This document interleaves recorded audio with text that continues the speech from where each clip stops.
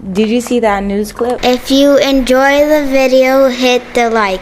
If you want to see more, be sure to subscribe. Welcome to another episode of Clips of News, where I go over different news clips and articles that I found that I think are interesting and just things that I think we should all pay attention to. On today's episode, I'm just going to do a recap of the month of February. And I know I'm kind of late by 2 days now, right? So what I'll try to do moving forward is I'm going to try to recap every single month, right, on the last day of the month. Or maybe I drop it on the first day of the next month. But essentially, it's just a bunch of news stories that I read or that I watched that I just, didn't make a video on, but I still think it's something that we should all keep in mind, because it's important that we pay attention to the news, to what's going on in the world, because these things affect our lives, right? So I'm just going to get straight into it. The month of February was very impactful. We had a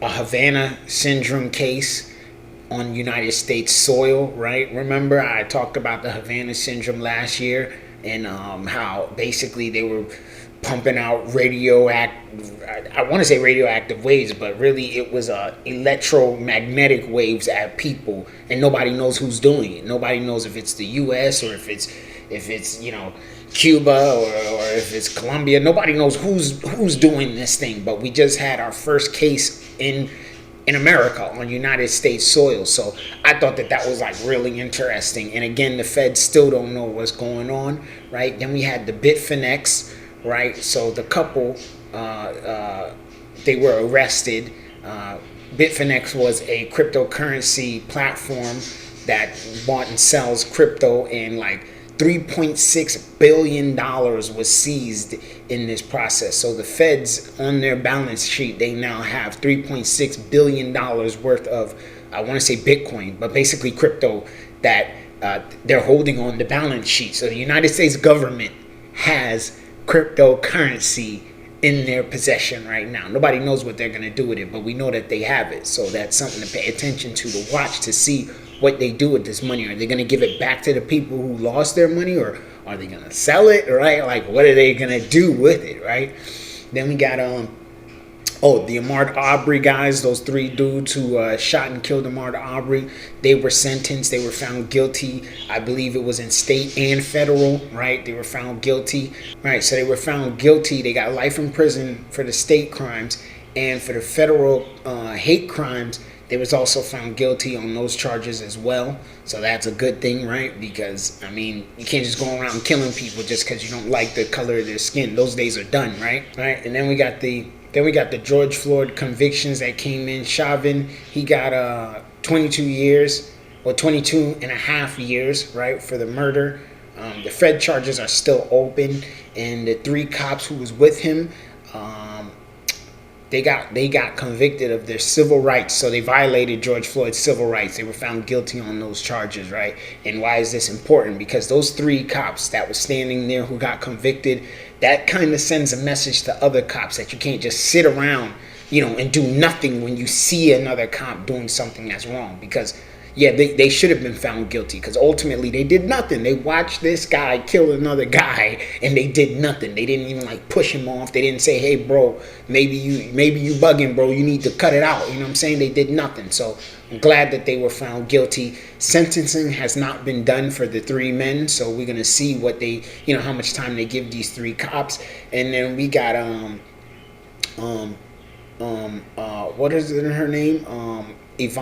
Ivan, I don't know, Potter, but the cop who, the white lady who shot the black dude and claimed that she mistake her gun for her taser, right? So she said she was trying to pull her taser, but she ended up pulling her gun, shooting this man and killing him. So she was found guilty and sentenced to 2 years, which I think was total trash. That was straight garbage, right? So in some cases, they will turn around and bam these dudes. In other cases, they won't. But I believe that this 2-year sentence is very important, because that's really what they probably wanted to do with Chauvin and those three other cops, right? But they couldn't because of the footage and how people were just wilding in the streets over this thing. So we got to put more pressure on these judges. Remember, judges are voted for, right? So we got to put more pressure on these judges and these politicians to do more when it comes to police brutality. And even Biden, in his State of the Union last night, he talking about defunding the police is not the answer. They need more money, funding, more, better training. Hell no. We need to take money from these damn police and give it to other programs to prevent crime, right? We need to defund the police and take that money to help with,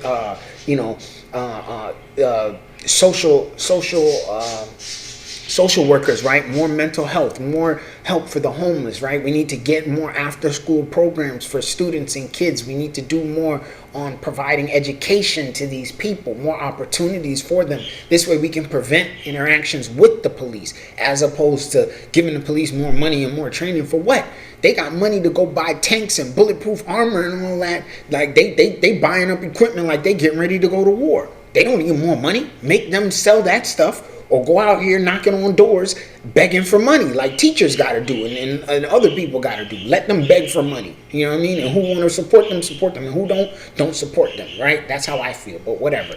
And then, of course, in February, we had Russia invades Ukraine, right? So that was a whole nother thing, which is something to really pay attention to, right? Because they're saying that Ukraine can't hold out forever, which is true. Russia's a lot bigger than them, stronger than them. So we're going to see what happens. But even if Russia takes over Ukraine, it's going to be a huge resistance movement in that country. Like you're talking about, they have been equipping Ukrainian citizens with guns. They've been teaching Ukrainian citizens how to make bombs. So if Russia invades them and tries to occupy them, right, like a territory, that's going to be some problems, right? You're going to have a huge rebellion. You're going to have people trying to murder Russian soldiers and, get the occupation out of their territory, right? Another reason to pay attention to this is China and Taiwan. Because if China sees what Russia's doing and realizes that, the world ain't going to do nothing about invading, right? Because this is the big thing, right? So people are wondering, well, why is this so important? Why does this even matter? The big part about this whole conflict, this whole Russia invading Ukraine thing, is the expansion of borders. Remember, World War I and World War II was fought over the expansion of borders. Countries were saying, well, hey, we want to be bigger. We want to be stronger. So let's go take over that other country and bring it into our fold, right? So at the end of World War II, we signed a peace treaty. Basically, all of the countries in the world, not all of them, but majority of the countries in the world signed a peace treaty saying we won't expand our borders anymore. Russia been trying to expand their border. China, again, trying to expand their border with Taiwan. So we got to pay attention to these things and watch what's going on. Because if they start to expand their borders, who's to say other countries won't try to expand their borders? Who's to say, I think it's North Korea. Who's to say North Korea won't decide, well, we're going to invade South Korea and bring them into our fold, right? So we don't know. So the border expansion wars, are very important to pay attention to. On top of the fact that Africans in Ukraine have been being discriminated against as they are trying to flee Ukraine, right? I think it's the Nigerians and a couple of other African college students and just African citizens are trying to leave Ukraine, and like they're being stopped at the border of like Poland and these other and these other countries that are basically telling them, no, you can't come in. They taking the white people, but they ain't letting the black people come in. So we got to pay attention to that type of stuff. Even in times of war, racism is real. Like, come on, man. That's just ridiculous, right? So, and then we had what?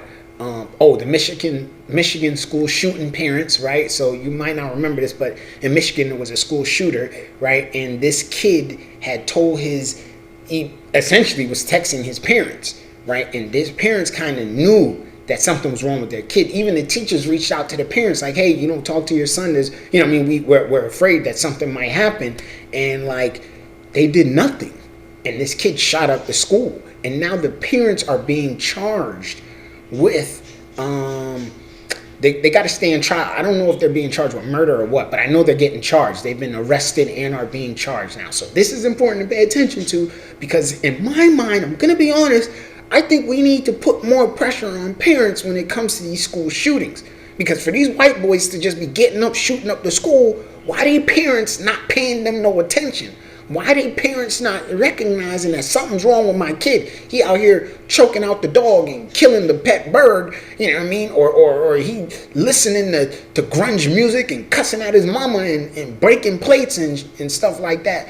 You know what I mean? Like, come on, they got to pay attention. They not looking through their kid's backpack every Friday. Maybe every day look through his backpack. They not doing none of that, right? They not looking through his phone. What are you talking about privacy? Kids ain't got no privacy. I'm going through your stuff. As soon as you go to school, I'm right in your room. I'm looking through your stuff. I'm cleaning up your room, and at the same time, I'm looking through your stuff. I need to know what my kids are looking at, what they watching, what they reading. I need to know who they talking to. I need to know, because that's your job as a parent, is not only to teach them how to think, but to ensure that they don't destroy themselves or their lives, right? So I think more pressure needs to be put on these parents of these school shooters, because these white boys can't just be getting up, shooting up churches and schools and all this, and they parents just get off scot free. Like, come on, man, that don't make no sense. So I was glad that the parents got charged, right? And then what was Canadian truckers, right? So there was a huge protest in Canada over the COVID mandates, right? Like the mask and the vaccines and all that stuff. So the truckers, they got really upset and they were protesting this with the citizens, and the Canadian government enacted a law or a bill that was only supposed to be used for wartime to essentially like shut down the banks and try to stop people from getting money to continue to protest. And they turned to cryptocurrency to try to free themselves, which is what's happening in Ukraine and in Russia right now as well, right? Because crypto cannot be stopped. So nobody owns, not all crypto, but decentralization. The purpose of that is permissionless. No one can stop the money. So what Canada did do is they went to the exchanges, right? So remember, if you have Bitcoin and you want to turn your Bitcoin into cash, you have to go to an exchange, unless you do it on a decentralized exchange. But even a decentralized exchange can only turn your Bitcoin into stable coin. You still would need to get to a centralized exchange to turn your stable coin into actual cash. So they went to the exchanges and they told them, hey, listen, do not let these people cash out their money. And the exchanges told the people, hey, listen, get your crypto off of our exchange, because they don't want us to cash you out and we have to listen to them. So I just thought that was like really cool that, you know, crypto can still be used to get around the government trying to shut us down. But it's grimy how the Canadian government tried to do that. So that's something to watch and pay attention to. Also, we have a protest here in America, a convoy that has been protesting the same thing. It's not as big as the Canadian ones, because, you know, Americans we don't really get down like that. But our truckers, there's only one truck that came out to the convoy protesting. So again, that just was a thing to pay attention to. What else do we have? And then I think that the last main story that I was paying attention to was opioid crisis, right? So it was $26 billion was given in the opioid crisis trial, right? And it's Johnson & Johnson and like 2 other companies, or maybe 3 other companies that were, they did not admit any wrong in the opioid crisis. So they're not saying that they pushed opioids on anybody, but they're not saying that they didn't participate either. What they did was they just gave the money. Again, I think it's $26 billion. They gave the money, and now the states are going to take that money to try to do, you know, rehab programs, help for these people, you know, and dish out some money to some victims' families and things like that. But the opioid crisis was a huge thing. That was a big, big problem, and they had to pay, you know, essentially, right? So those were the main stories of the month of February that I was watching, that I paid attention to, that I'm sharing with you. And now we're in the month of March, so we're going to see what happens in the month of March. But yeah, I mean, things is getting crazy out here. You guys, please pay attention to these stuff. And if you don't like any of these news stories and you live in the United States of America, we live in a democracy. All you have to do is write your congressman, write your senator, write your mayor, write your politician for your area, and let them know that you want them to do something, right? Complain to them, because they are in a position that they have to represent us. And if we are making noise to them, telling them that we want something done, we want more done, they will have to do more. So I just wanted to mention these different news stories, and thank you guys for watching another episode of Clips and News. let's all remember, man, we all out here trying to do the same thing. Survive and be happy. Y'all stay blessed.